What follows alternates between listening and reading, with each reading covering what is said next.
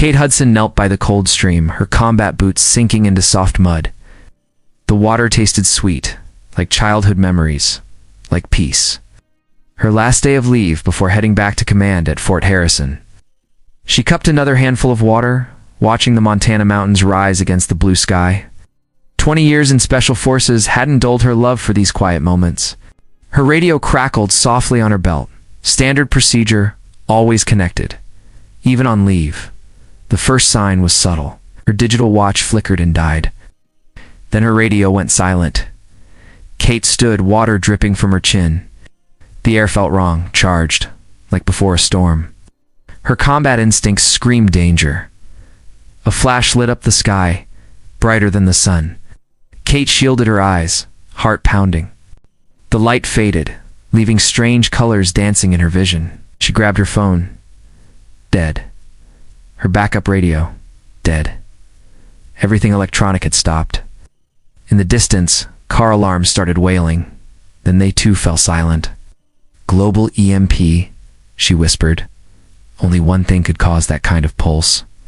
They were under attack. Kate ran to her Jeep. The engine was dead, but she grabbed her go bag and emergency gear. The fort was 18 miles away. She'd run if she had to. That's when the temperature dropped. Fast. Her breath came out in clouds. Ice crystals formed on the stream she'd just drunk from. Kate looked up and felt her blood freeze. Massive shapes were appearing in orbit, visible even in daylight. Dark geometric forms blocking out the stars, then the sun.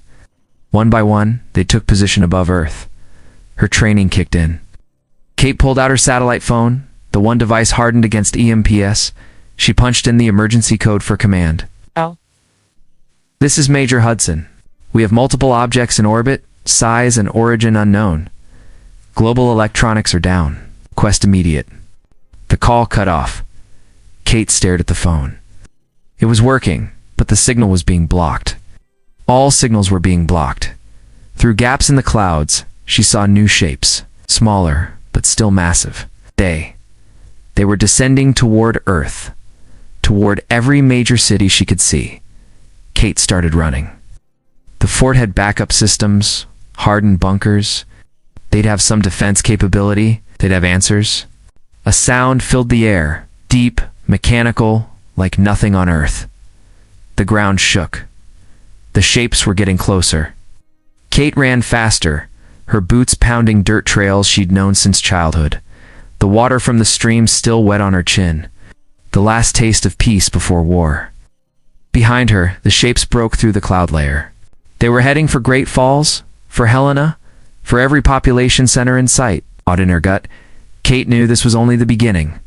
The world was about to change forever. She had to reach the fort before it did. Kate reached Fort Harrison as the first attacks began.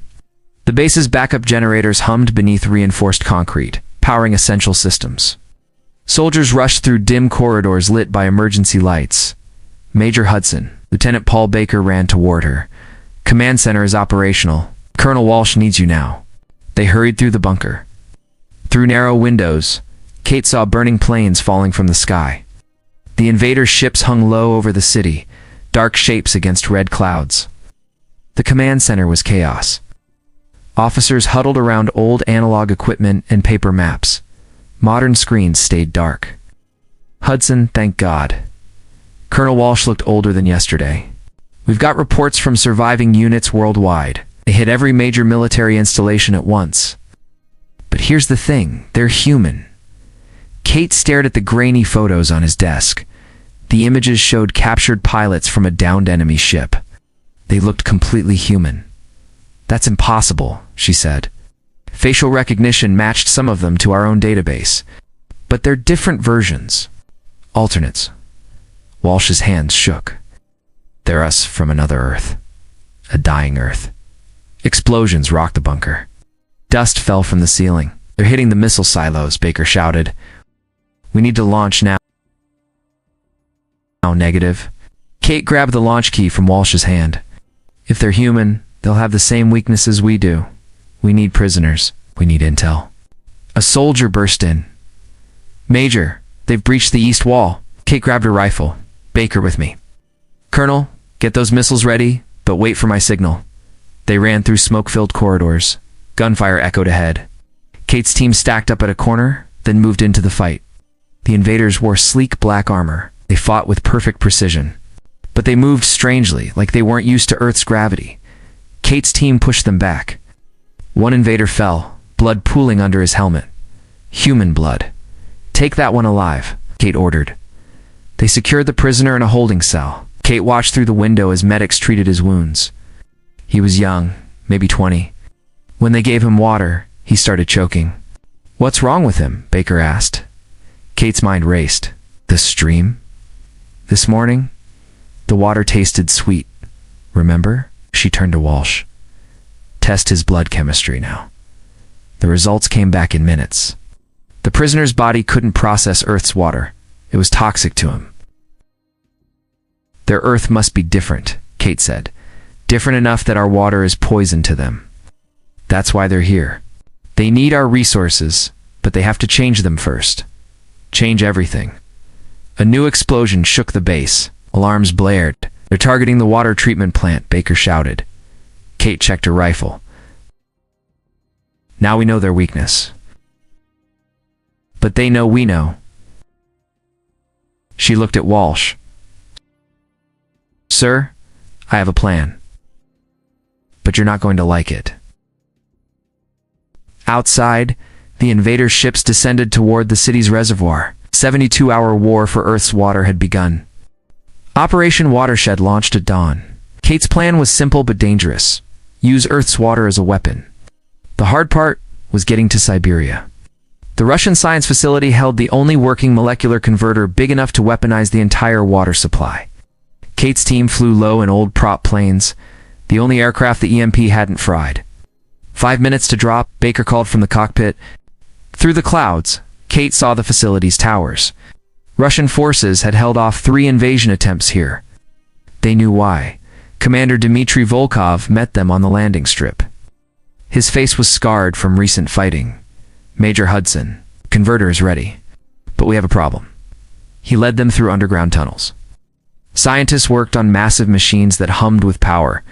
The air smelled like ozone and copper. "Invaders know what we're planning," Volkov said. "They're coming. All of them." Kate checked the facility's defenses. "How long? 2 hours? Maybe less?" She studied the converter. It looked like a giant silver drum pulsing with blue light. "That's all we need." "Baker, start the sequence." Alarms blared. A scientist ran in. "Multiple ships approaching. They're coming in fast." "Too fast," Kate said. "They knew we were coming. Someone told them the first explosions hit the outer walls." Kate grabbed her rifle. "Volkov, protect the converter. Baker with me." "We're buying time." They fought through smoke and rubble. The invaders pushed hard, but Kate's team held them back. Minutes stretched into hours. "Converter at 80%. Volkov's voice crackled over the radio. "We need 15 more minutes." Kate reloaded behind a fallen column. "Something's wrong. Their attack pattern. ... She grabbed her binoculars. The invaders were pushing them away from the south entrance, away from the converter room's back door. "It's a distraction," Kate said. "Baker, get back to Volkov. Now." They ran through burning corridors. Kate's lungs burned. They reached the converter room just as the back wall exploded. Through the smoke, Kate saw a familiar face. General Eric Stone, her former commander. But not her Stone, this one wore the invaders' black armor. "Hello, Kate," he said. "Sorry about this." More invaders poured in. Kate's team was surrounded. "You're too late," Kate said. "The converter's already running." Stone smiled. "I know. That's what we wanted." Kate felt cold. She spun toward the converter's control panel. The sequence was wrong. All wrong. "The water," she whispered. "You're not destroying it. You're changing it, making it like yours." "We've had help," Stone said. "From your side. Someone who understands that sharing a planet is better than dying for it." Kate raised her rifle, but Stone was faster. Pain exploded in her shoulder. "Find the traitor," she gasped to Baker as she fell. "Stop the sequence." The converter's hum grew louder. Through fading vision, Kate saw Stone step toward the controls. Behind him, in the shadows, she glimpsed another familiar face. Someone who shouldn't be there. someone she trusted. Kate woke up in a military hospital 3 days later. Her shoulder throbbed. Baker sat beside her bed, his face grim. Lucas Pierce, Baker said. He's the traitor. Your ex-husband has been working with them from the start. Kate closed her eyes. Lucas, the man she'd loved. The man who'd left her 5 years ago for a classified project. Now she knew what project. The converter, she asked. Volkov destroyed it before they could finish. But Pierce escaped with the plans. They're building more. Kate pulled herself up. Where? Underground base in Colorado. But Kate, there's more. Baker handed her a tablet. We found this in Pierce's files. The invaders aren't just running from a dying world. They're running from something else. The tablet showed grainy footage. A dark mass moving between stars, consuming everything in its path. It followed them here, Baker said. 3 weeks until it reaches our solar system? Kate swung her legs off the bed. Pain shot through her shoulder. Get me a helicopter. We're going to Colorado. The base was hidden inside a mountain. Kate's team approached under cover of night. Guards wore mixed uniforms, both Earth forces and invaders working together. Pierce is changing sides everywhere, Baker whispered. Convincing our people to join them, they slipped past the guards. Inside, the base hummed with power. New converters lined the walls, ready to ship worldwide. Kate heard familiar footsteps. Lucas. I know you're here, Kate. His voice echoed through the halls. Let me explain. Explain what? Kate stepped into view, rifle raised. How you betrayed everything we fought for. Lucas looked older, tired. I'm trying to save us all. Both Earths. The thing that's coming? It eats worlds, Kate. Whole universes. Our only chance is to merge our worlds before it arrives. Become stronger together. By forcing everyone to change, to become like you, it's better than watching 2 Earths die. Lucas held out his hand. Help me, please. For a moment, Kate saw the man she'd loved. Then she saw the burning cities, the dying people. No, she said. Alarms blared. Baker's voice crackled over radio. Kate, we've got incoming. Massive energy readings from orbit. Lucas ran to a screen. His face went white. It's early. It's here. The mountain shook. On the screen, Kate saw it, a vast darkness spreading across the stars. How long? She demanded. Hours, Lucas whispered. We're not ready. The converters aren't finished. Kate grabbed him. Tell me there's another way. A way to fight it without destroying our world. Lucas met her eyes. There is, but it's suicide. The darkness grew closer. Lights flickered throughout the base. Show me, Kate said. Behind them, the converters hummed louder. Above, the thing that had chased humanity across universes descended toward Earth, and Kate realized the real war hadn't even started yet. The plan was insane. Kate stood in the command center, watching both Earth armies unite. The darkness had swallowed Mars. Earth was next. The water converters can be reversed, Lucas explained. Create a massive energy pulse. Might push it back long enough to seal the rift between universes, Mike Baker asked. Better than certain death? Kate checked the monitors. How many ships do we have? 50 from our side. 60 from theirs. Volkov pointed to the screen. All carrying converted water tanks. The darkness filled the sky now. Stars vanished. The air grew cold. Everyone in position, Kate ordered. Volkov, take the ground team. Baker, coordinate the ships. Lucas, you're with me.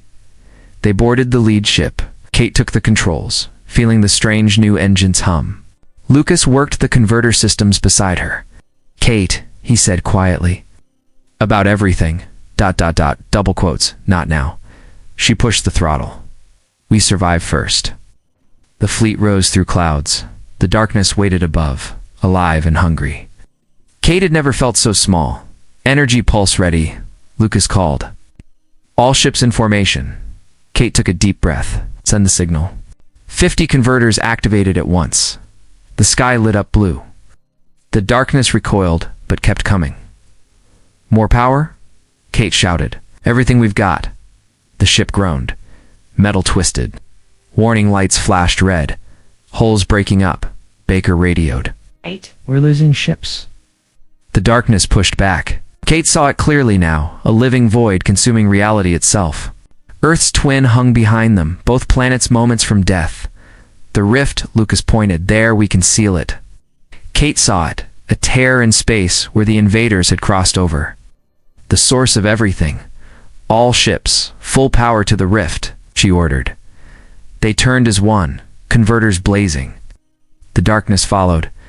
It's not enough, Lucas said. We need more power, more ...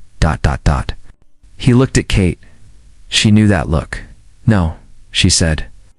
The ship's converter. Lucas stood. Overload it from inside. The explosion would ... kill you. Kate grabbed his arm. We'll find another way. Lucas touched her face. Already did. Years ago. I left to save you. Let me do it again. Before she could move, he sealed the converter room door. Lucas. Kate pounded the metal. Don't. Seal the rift, Kate. Save both worlds. And forgive me. The converter exploded.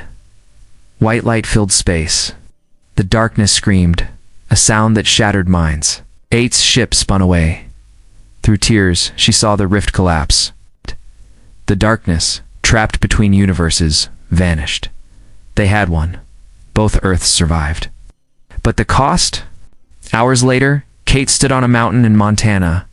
The same stream flowed below. Behind her, Baker waited with news about rebuilding, about joining the two worlds properly this time. But Kate just watched the water flow, sweet and pure, worth dying for, worth living for. She knelt down to drink.